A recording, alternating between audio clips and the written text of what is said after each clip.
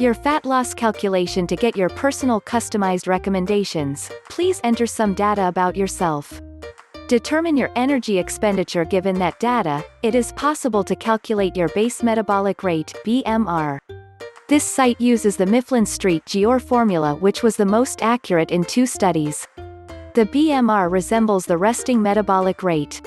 The real daily energy expenditure depends on how active you are on average.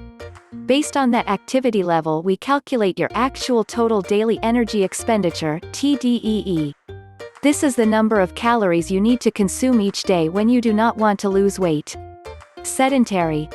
Typical desk job, little to no exercise. Lightly active. Walking around a good amount, retail jobs. 1 to 3 hours per week of light exercise.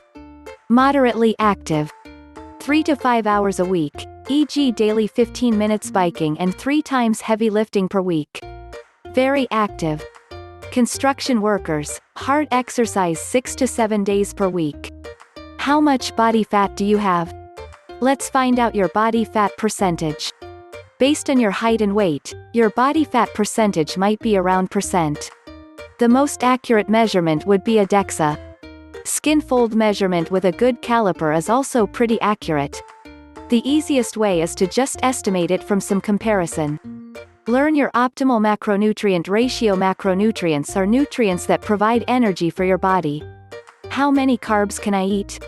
Below 50 grams of net carbs each day is enough for most people to stay in ketosis. Make sure to get your carbs from vegetables 10 to 15 grams, nuts and seeds 5 to 10 grams, and fruits 5 to 10 grams. Keep in mind that in Europe food labels generally show net carbs, while America shows total carbs. Calculate net carbs by subtracting fiber from total carbs. How much protein should I eat?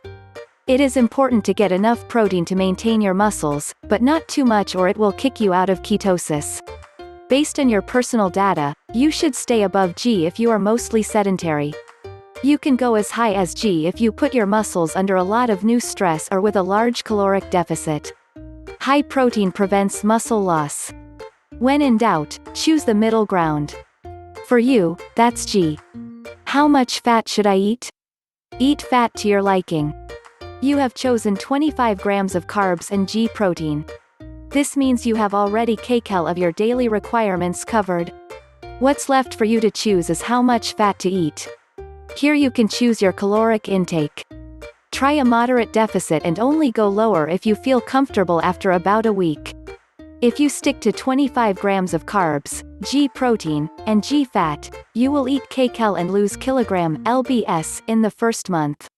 Keep in mind that your body weight can fluctuate by plus or minus 2 kilograms, plus or minus 4 pounds, on any given day from water weight and what's in your stomach. Recalculate your macro ratio once a month. Changes in body composition have a large influence on the recommendations in weight loss. If you use MFP, update your custom goals with the percentages above.